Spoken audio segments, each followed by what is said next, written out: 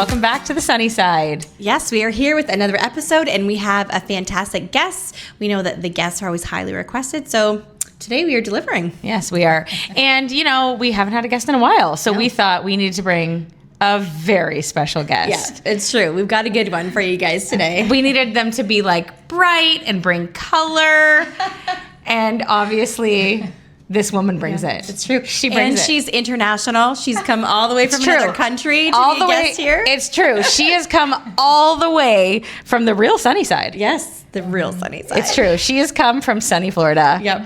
And she is here to chat with us. Yes. So let me introduce her as we switch the mics. Not awkwardly at all, guys. We are back with, this is Christine. Hello. Welcome, Christine. And Christine and I have known each other for a lot of years. I think we were just talking about that this morning. Yeah. We met in 2010. Yeah. 2010. And we met because we were in ministry together. I was with, obviously, my ex at the time. And we met at, they used to do these events called like Pastor's Time Out, where the pastors would all get together and kind of have like a conference for... Yeah, like a get-together, conference, hang out, rest. Yeah, like a reset or whatever. Yeah. So we met back in, 2010, and we've then just kind of journeyed together in life. And she was actually one of the ones that, you know, when everything first went down with my ex and I, that I didn't even know you well at all. That was wild. We were just talking about that last night. Yes, and I was just like... We had met, and then my whole life blew up, and then it was October, apparently Halloween. Because she remembers. I don't know why. And I just wrote her and said, you know, my husband just left. I don't know what to do. My life is in shambles. And my, like, best friends, I hadn't even told them yet because I was, like, not wanting to say anything negative because I wanted to, like, believe and fight for everything. And then, I just wrote her, and then you pretty much just said... I said, come on up. Yeah. We were living in Northern Ontario at the time.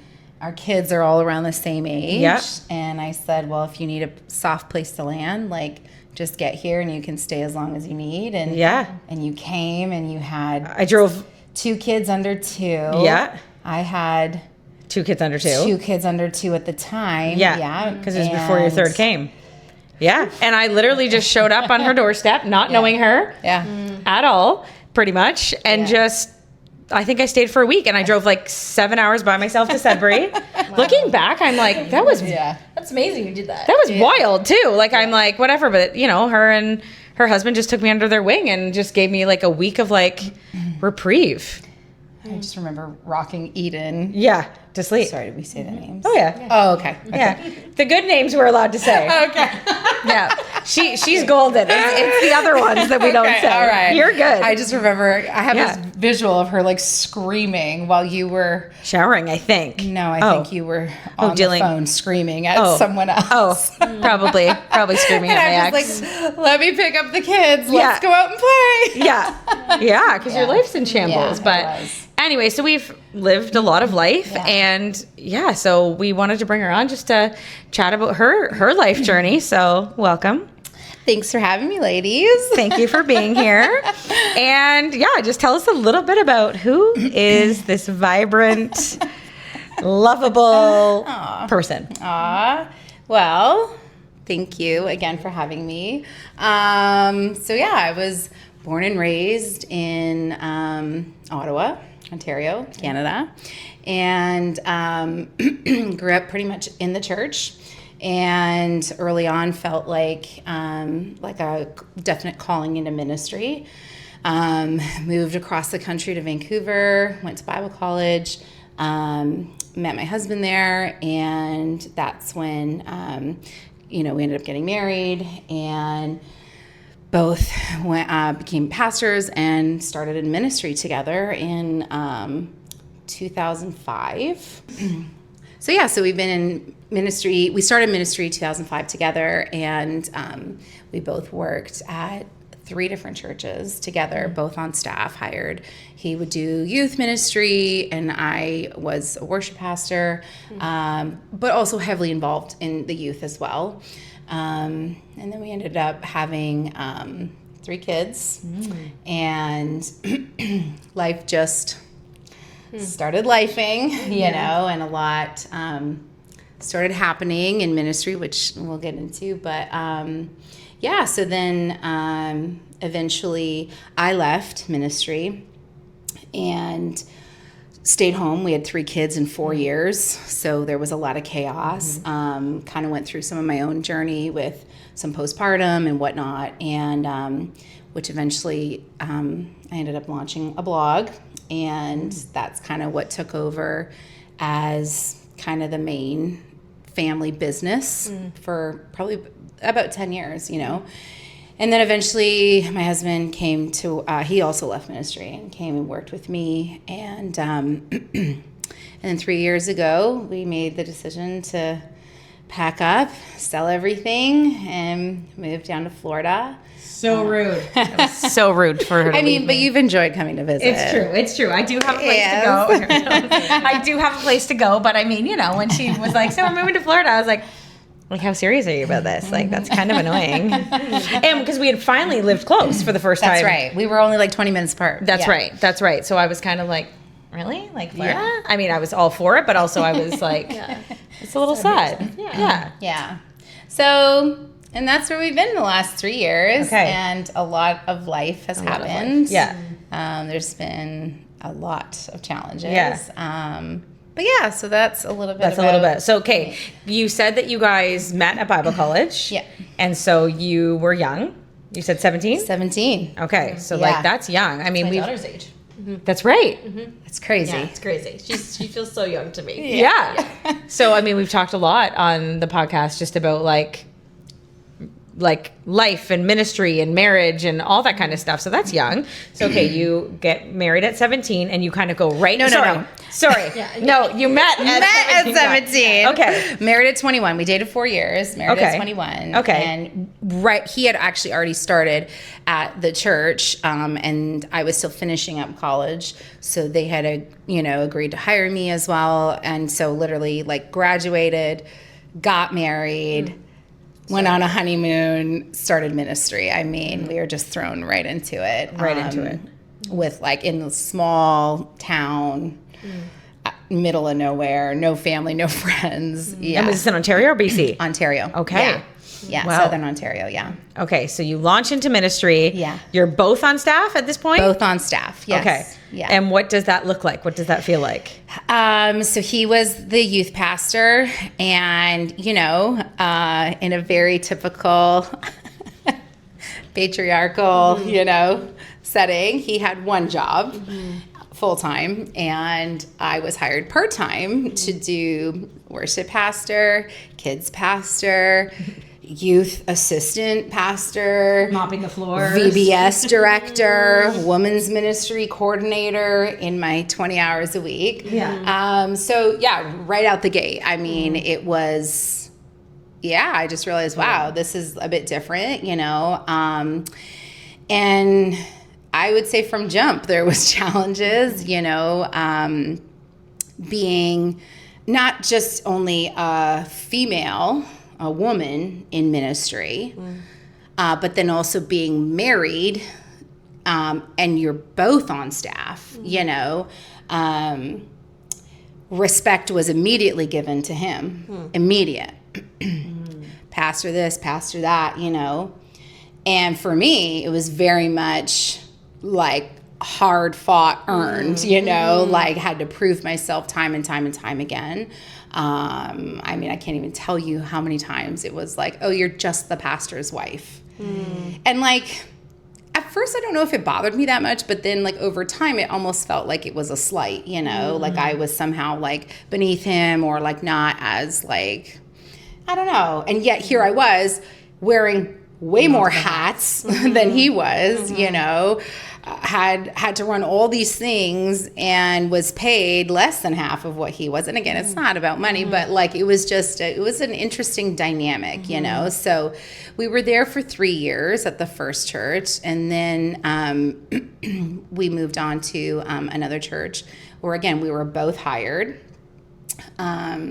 He, again, doing youth, and me doing worship, but also heavily involved in the expectation of, being on with the youth group and doing a lot of mentorship. That church really, I think actually they interviewed me more than they interviewed him. Because they wanted like a female role model kind of thing. But funny, because that would have been a volunteer role, because your paid role was to do the music. 100%. And then they're really interviewing you for the job that's going to be your volunteer job, but your husband's getting paid. That's right. To do the mentorship for the boys, right? That's right. So that is such a tricky, and I hear that so much. Like, because I worked in ministry for 20 years, and you're describing the scenario that I both lived and witnessed. Yeah. So confused for 2 decades, where you're like, what, in any other corporate setting, like in the real world, this would be looked at as like not appropriate. Absolutely. But for some reason in the church world,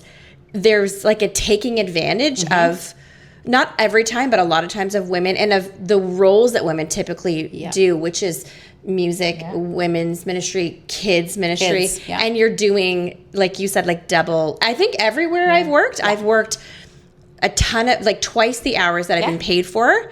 And and even like the respect thing, it's very interesting. Like, so how does that start to make you feel about your experience in ministry? Were you kind of like, wait, this isn't what I thought when I was in Bible college? And how did that shape you moving forward? Huge. I mean, it was not at all what I thought. I mean, truthfully, if I were really honest, I don't think Bible college prepared me whatsoever for the reality of what the local church was serving in that capacity would be. Very much when my husband and I started, it was, we are a team. We are going in this together. But then slowly, I don't know, it just, you start having experiences and like, you know, I don't even know how much I want to share about this, but like in that first church, there was definite, like, I would go as far as to say like abuse. There was abuse of power for sure, but with the senior pastor there towards me. And to the point where there were times, the way even I was addressed from the pulpit, I would have people come up to me and apologize on his behalf. Like saying, we felt uncomfortable with, are you okay kind of thing. Are you okay? No way. That shouldn't have been, he should never have spoken to you like that publicly. Wow. Yeah. Yeah. So there was, and so it started, like I said, from the beginning, from the get-go, you know, that's where I just realized like, whoa, like, and yes, I had my husband there, but we are living two very different lived experiences at that point. Like, and he's also your coworker. He's your husband, but he's your coworker. The man who insulted you is his boss. That's right. Like, that's so complicated and tricky. So then, like how is he going to go yeah. step up and say something when that's also his boss? And then I remember even kind of getting back to what you were talking about like working all these volunteer hours. I think that is built into us, maybe even more so as women, but like in ministry, right? You volunteer so much and you give so much of your time. And it's a tricky spot when it becomes your career. And listen, we all have bills to pay. We all have like, sure, it's a calling and it is, you know, you certainly don't go into ministry for the money, you know, but again, that is your 9 to 5. That is your job, and you do have bills to pay. So I can remember in the second church, trying to even ask for a raise. I mean, that was wild, that conversation. And like, you know, sitting there being told like, maybe you should just eat more like mac and cheese and just like, you know, cut some, you know, whatever corners, or maybe get another job, and then you almost feel like it almost feels morally wrong, and which is a whole, I mean, you could sit and unpack that for a minute, you know, of like, you know, you shouldn't be asking for more money, but also like, if I can't pay my bills, you know, and I'm being asked, I mean, there like, was no boundaries. You have a heart to serve for sure. Right. And you, like you said, I felt the same. I always probably volunteered the same amount of hours that I was paid. And part of me, I never had a problem with that. But there does come a point where, there's no boundaries, where you're like, you can't just keep like putting more unrealistic expectations and expecting the person, you feel like you're expected to be like, okay, no problem, that's fine, because it's for the church, but it's actually inappropriate. 100%. But if you speak up, then like you're the problem, and you're made to feel guilted. Like it's such a messy. Well, there's so many there's so many documentaries I feel like now that have come out with like different churches, big things of like the overworked and that's just like volunteers. Sure. Like a lot of that is like, we were, volunteering and they like never took no for an answer, and we were there from like sun up to sundown, add in being in ministry and getting paid, but then having to put in a bulk of hours. And yes, that is all part of a calling, for sure. Yeah. But it's like, okay, but like when do we, there's a saying and I love it. It's like, do not sacrifice your family on the altar of ministry. Ooh. And I feel like I need to sit and think about that for a minute. Wow. Missed that memo. Wow. Wow. Do not sacrifice your family on the altar of ministry, because I feel like far too often, all three of us lived the pastor's wife role for sure.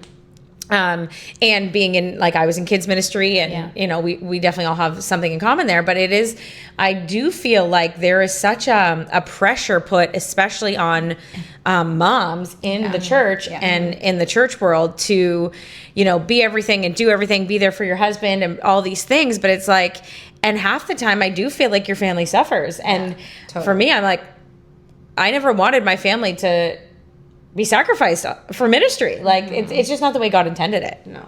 No, and I think it's a little bit of spiritual manipulation, whether or not people even realize they're doing it, because you're having someone work something that's unreasonable under the idea of like, oh, it's for God, you're working for God. So, but then that's not for everybody. Like if all the staff had that, because I remember the first church I worked at, I remember sitting down with the finance guy and I was trying to organize it in like a chart for him, because he was like a numbers guy. I'm like, I'm going to speak his language. And I was showing him, because I was full-time then as the kids pastor, and there was a full-time youth pastor who was a male. And I said to him, so like, let's just look at this. Like, so there's 100 youth that come one night a week. There's 250 kids who come Sunday morning, Sunday night, and every Wednesday. And then on March break, he has March break off. There's no youth. I run a VBS on March break. In the summer, the youth shuts down for the summer. I keep doing all my regular, plus I run summer camp. And I was but I made less than half of him, working the same hours, but doing easily double the work. And I tried to just nicely be like, is there, like, I'm not even saying I have to make as much as him, but could we work toward closing the gap a little? Because I could go and work at a fast food place and make around the same money. I was making just above minimum wage, working so hard. And a part of it's like, you love it, so you want to keep doing it. Of course. And I just remember him acknowledging it and saying, oh yeah, that's interesting. But saying, we don't have the money, but like maybe one day when we do, we could give you a raise. But it just seemed like whenever the church was tight on funds, that was never like the male pastor's problem. No. But it was and you're just like, wait, what's happening here? Like, is it because I'm a woman? Or is it the position? Like if there was a man doing worship or doing kids ministry, would they have been paid differently? Is it? I think 100% they would be. Yeah. Absolutely. Because if you look at even in like the US, like some of the big churches, even like, well, again, for my position, I was doing worship ministry. Some of the worship pastors are like the second highest paid, but they're males, all of them, right? Sorry. When my ex and I were together, he, looked at worship pastor positions in the US. Yeah. And I mean, it is a drastic difference between Canada and the US. I mean, they're making over 100,000 easily. Some of the roles were like 130,000 for the year to be a worship pastor. I mean, here, So when we eventually went to our third church together up in Northern Ontario, and good old Sudbury. Yeah, Sudbury. And we actually knew the pastor that was going there. He was actually one of our old professors from Bible college, and he was making the big move to go be a senior pastor. And he called my husband and was like, and he had always told him that in Bible college, when I go to pastor, I'm going to call you to come and be my youth pastor. So at the time, they weren't really, I guess, looking to hire a worship pastor, even though they needed one. So that was kind of like the first time like we negotiated. Like he was like, we had just had our daughter. She was like less than a year old. And we weren't really looking to move. We actually enjoyed that church. I think that looking back at all of us, that second church was probably our favorite. And I think the healthiest situation that we had been in. Not perfect, but healthiest. So long story short, they agreed to hire me part-time, but it was the first time I was actually just paid half of what my husband was paid. Because even though I was hired part-time at the previous two churches, I like almost made a quarter of what he was making. Okay. And again, the rules were the laundry list, right? So with this third position, I was making half, and my only role was worship pastor. That was it. So I could then be free to volunteer and help out with youth, help out with missions, help out with women's ministry, all of that, which I did. And I did feel a bit more empowered, I guess. Like, okay, finally, like someone sees my worth, my value that I can bring to the table, not just, oh, this is his tag along wife, you know, could see the giftings even that I brought, you know, and how I could help, you know. Anyway, so, I mean, that turned out to probably be like the most toxic situation ever. But it was nice in the very beginning to like know that, that I was finally being paid what I felt like was right. Yeah, it felt like a more like appropriate. There were some good boundaries there, and then how does that affect your relationship at home when your coworkers, but you're not having the same experience? The pay is, but then also like we talked about before, but he's also your husband, but that's your same boss. Like, I wonder if churches even recognize that some of those decisions actually are putting strain in relationships, like outside of their, like when you go home with your coworker, that there's got to be some resentment there of like, you're like, your expectation is this, mine is this, your pay is this, mine is this, the way you're treated is this way, the way I'm treated is that way. So that can create some dynamics probably at home. Like you're going home with this coworker that is your husband. How does that, what are those conversations like at home? Well, they were tough. You know, in the beginning, it very much felt like we were a team. We were going at this together. We were, you know, obviously a huge part of, I think, even what attracted us to each other was this like calling into ministry and seeing how we could, you know, kind of unite forces and like try to make, you know, an impact or a change in the local church. And over time, as, you know, again, very different lived experiences, yet in the same environment. That's what's even wild, right? It's the same boss. It's the same church. It's the same Sunday morning. We both sat through the same, you know, service. And yet I'm sitting there crying because I just got, you know, whether it was cussed out behind the stage or whatever it was. And people are coming up to him being like, what a great sermon, pastor, you know. And it's just like, so, and I would say by the time we got to that third church, again, both hired on staff, and I was now pregnant with our second child, so kind of managing motherhood and all of that as well. I would say, like when I think back to that church, I think literally best of times, worst of times. Some of the best ministry, some of the best people that I'm still in touch with today, and literally like some of the most toxic, like, I mean, I think that's where I think it was that position that finally did me in. So where I was like, you know what? I'm going to tap out, you know, I'm really okay. Like, so, again, I was always doing worship, pastoring, and, it was very much like an old school kind of church, trying to kind of, shift courses on, bringing it in, making it a bit more modern, whatever.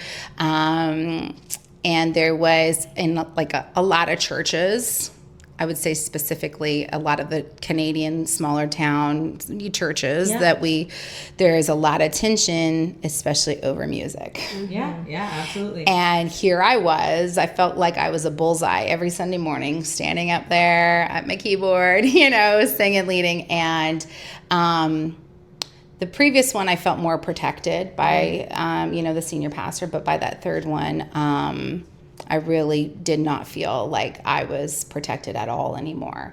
And like protected from what? Like describe like what was happening. so people would, specifically some of the older school people, choir, and these decisions were happening, on a staff level, behind, in our boardrooms, we were talking, and, everything was always approved. My set list, all of that was all approved by the leadership and all of that.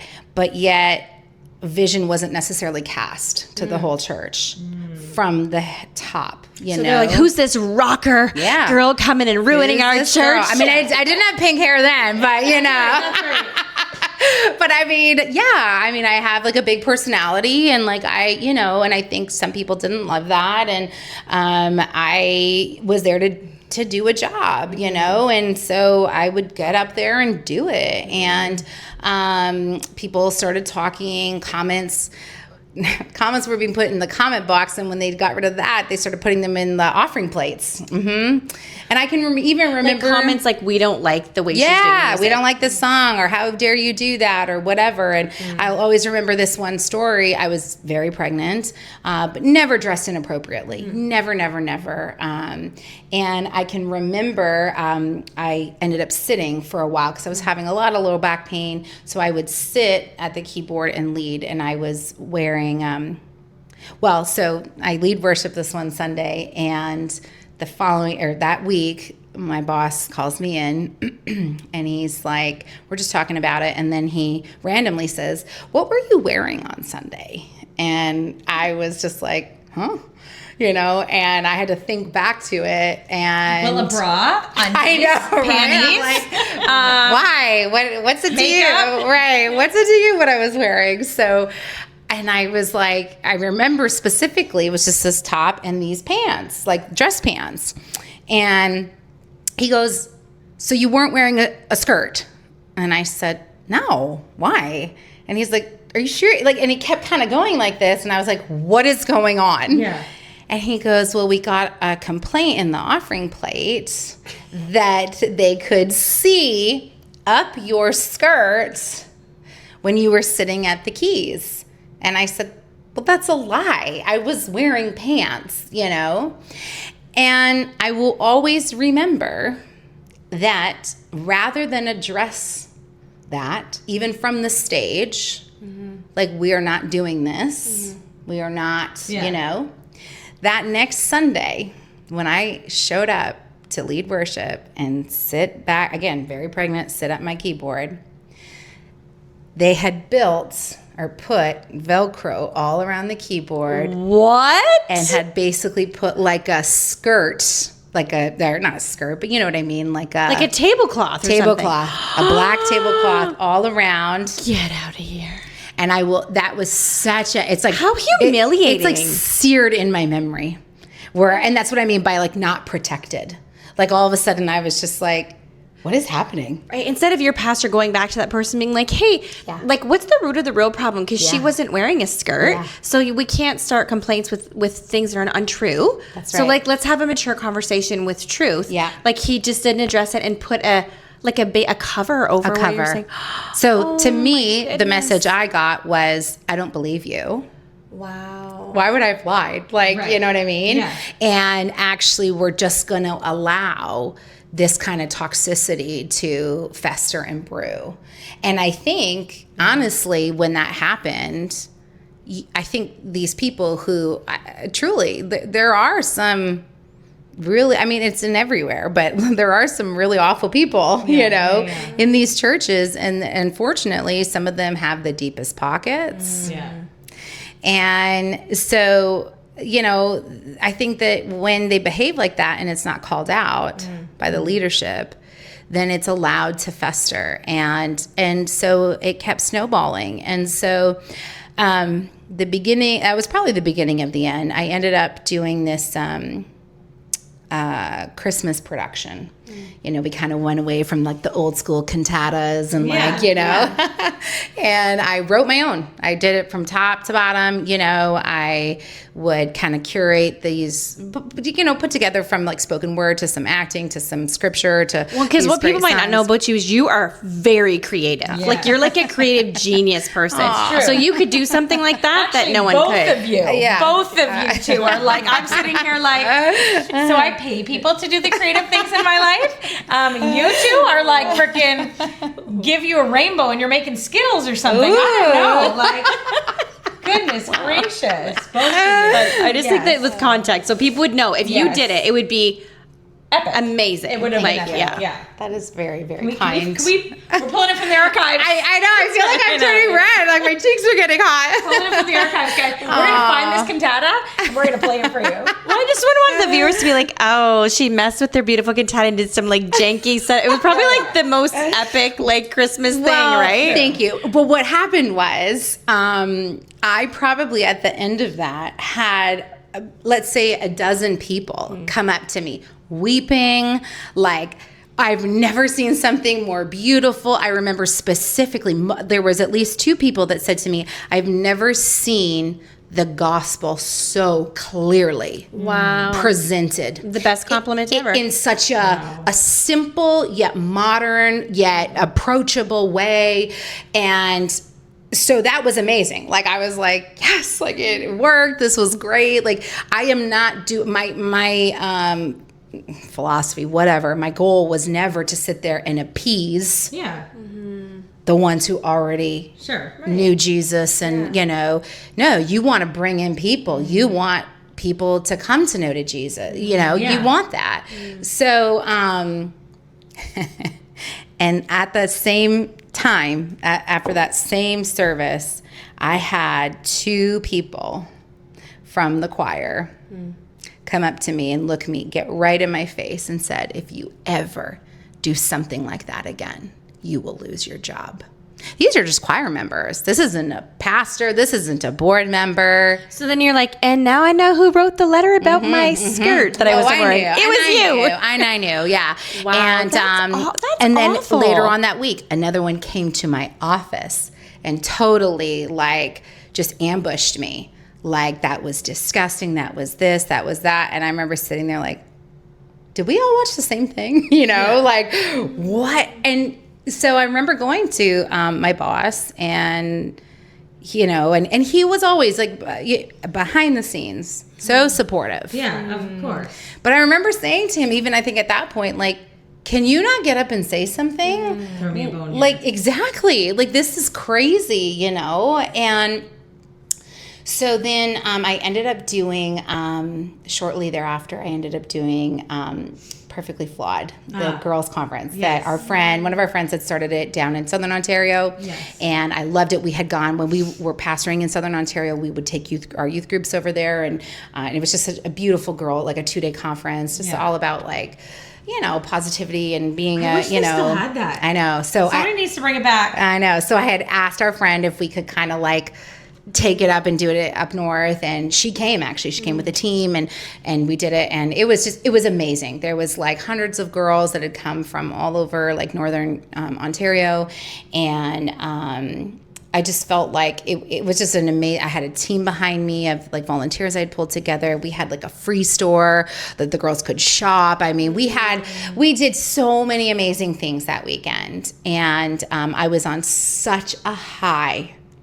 And Tuesday morning, I was called into the board meeting, and there was a packet, and it was handed to me, and it was basically an NDA, a non-disclosure. I was being fired, and I had to sign the contract, and they offered me a lump sum of whatever, but I could only get that money if I signed the NDA. And I just remember like, whoa, talk about like going from like such a mountain top. And this is what I mean. That's why when I think back to that church, I think, wow, we went through some of the highest highs and the lowest lows. And you didn't see that coming. You were just like blindsided I was by that. completely blindsided. And did Chris know it was coming, or did they like? Sorry. Okay. Yeah, that's true. Well, I can did your It doesn't matter. No, I'll just like say your husband. Yeah, just say Okay. husband. Yeah. Okay. So did your husband, like, had he known, or No. it was like a surprise? It was a surprise. I mean, like I said, things had wild. obviously been going south, you know, and I knew there was tension and whatever. But again, we had just had this like crazy experience, and I was just like, we're just getting started. I can't wait to plan next year's and like all of that. And what had actually happened. And again, so there was a little, I mean, I didn't think I'd actually get fired, but like there was a little, it wasn't a total shock. We knew that the church was starting to struggle financially. And we knew that things were being cut, some programs, some funding, you know, whatever. And I mean, it's almost like it's laughable now because it's just so ridiculous. But some of these heavy hitters in the church with the deep pockets that, you know, thought they owned the place were so upset. It went right back to that Christmas service. And literally, they staged this giving, tithing coup, and they stopped tithing. basically saying, if you don't get rid of her, we're not going to tithe. Oh my goodness. Yeah. That's crazy. Yeah. Wow.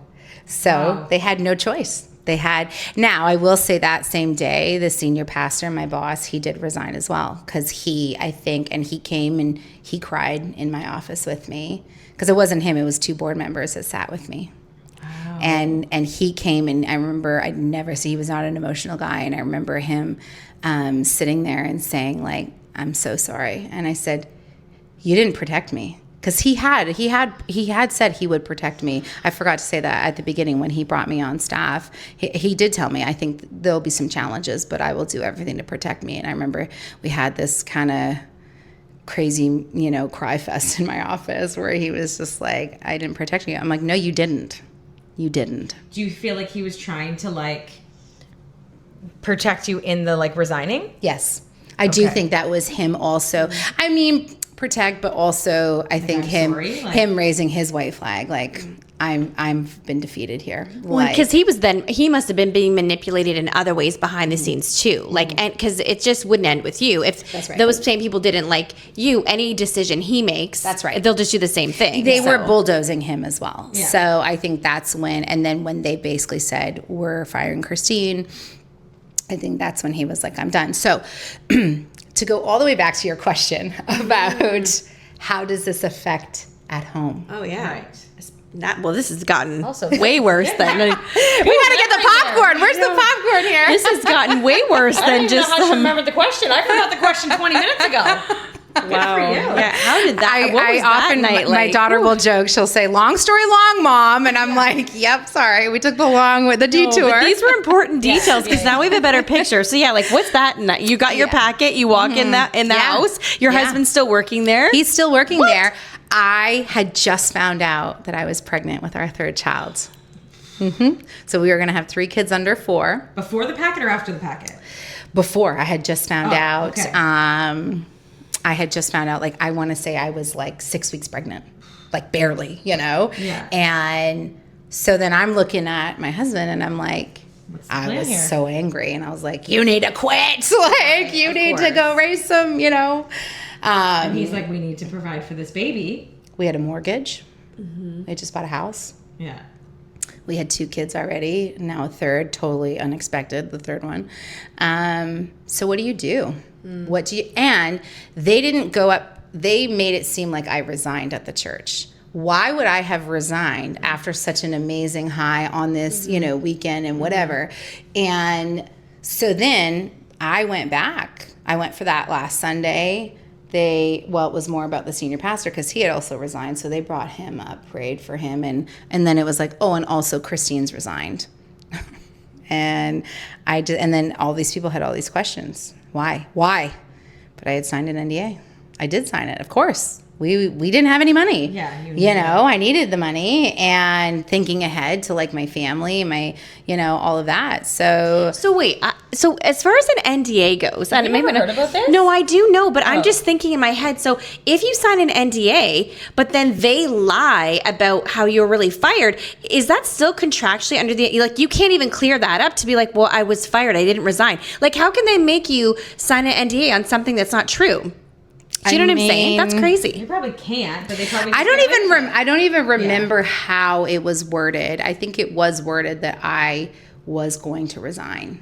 And listen, I have a very strong personality, as you both know. That was hard for me. Yeah. It was a really hard pill to swallow. Like, I need the money. what am I going to do? This is happening whether I like it or not. Yeah. It was just a mess, you know? And again, you add in all those crazy pregnancy hormones, like what was I going to do? So I had to stop going. Look at what I sacrificed, you know? And that's what I get, you know? So I was in that headspace for a minute, you know, like it took some time. I went for some therapy. And that obviously took a massive toll on our marriage, massive, you know? And then the same thing happened, unfortunately, at that church. Senior pastor was leaving, new staff was coming in. We need to trim off all the fat. And he was the last hire. He was gone. So that was 2 back-to-back within maybe 2.5 years. And so I'm sure that did a number on him. Again, I'm not going to speak for him. But and then he came to work for me because at that point, the blog was, I mean, I could have probably hired a few employees at that point, you know. Yeah. So he definitely, I mean, he was always kind of involved, you know, behind the scenes. But, you know, he kind of came and worked for me. And which, I mean, that was a whole... talk about power dynamics and messy. That could be good and bad. Yeah. Like, No, it sounds charming. It was exactly that. But it was very good and very bad. Yeah. All at the same time, you know. And that absolutely did a number on our relationship and spilled over into the kids. I actually look back at some pictures and I actually cringe a little. You know, there's this one picture of me and my youngest at Disney, and like, it's such a beautiful picture. Like, it's probably one of my favorite pictures. Like, it was so perfect for the blog, you know? Yeah. And I almost like cringe when I look at it because I know the tears, the yelling, the, you know, the panic, the stress, the, you know, of trying to get that perfect shot, you know, for Disney. Smile. Look like you're having fun. And meanwhile, everyone's like, I never want to see you again. Like, you know, so that was tough. And I think, like, in the midst of all of that, there was not just a bit of an identity crisis I was going through, faith crisis, all of that, you know. But I can remember, like, I actually lost one of my really, really dear friends, lifelong friends, because they were in ministry and they really felt like I had stepped out of my calling. Because you weren't working in a church. You were doing something outside of a church. That's right. And like how trivial this blog was. And, you know, basically just like squandering like what, like, you know, like all these talents and gifts and whatever. And that I needed, that I was out, like literally outside the will of God. Wow, that is so toxic and just untrue, right? Yeah. Like, so, and sort of, again, like spiritual manipulation. Yeah, God calls us to a lot of things. I love that you're holding this for me. God calls us to a lot of things, right? And I don't think ministry is so much more than working in a church. And I think, and what does that say when you go to these churches and there's hundreds or thousands of people there that work a regular job? Like, being in ministry is a privilege. If you can work at a church and get paid for that, that is a privilege that very few people have. Yeah. Most people work at a regular job and then they come and volunteer their time. So I just think that's a crazy thing to say or think, that if you worked a regular job and just attended a church, you're somehow less than. That's right. That's wild and so untrue. And so I did struggle for a couple years with the blog, and I remember talking to my husband about it, and specifically around that. And I remember he kind of said the same thing, like, look at a plumber. Yeah. Look at a teacher. Look at a police officer. Yeah. They're out doing their work, but then they come into church. Like, do you think they are, like, do you think God's not called them to be in their workplaces and trying to, you know, make an impact, whatever? I think in many ways they could probably have a greater impact, you know, because of what the work they're doing and whatever. And so I really, there was just a lot. There was a lot going on that I really struggled with. And truly, I mean, it was the beginning of the end for me. This is our very first to be continued episode. We hope you enjoyed listening to Christine's story. Tune in next week to hear part 2 of this 2-part episode.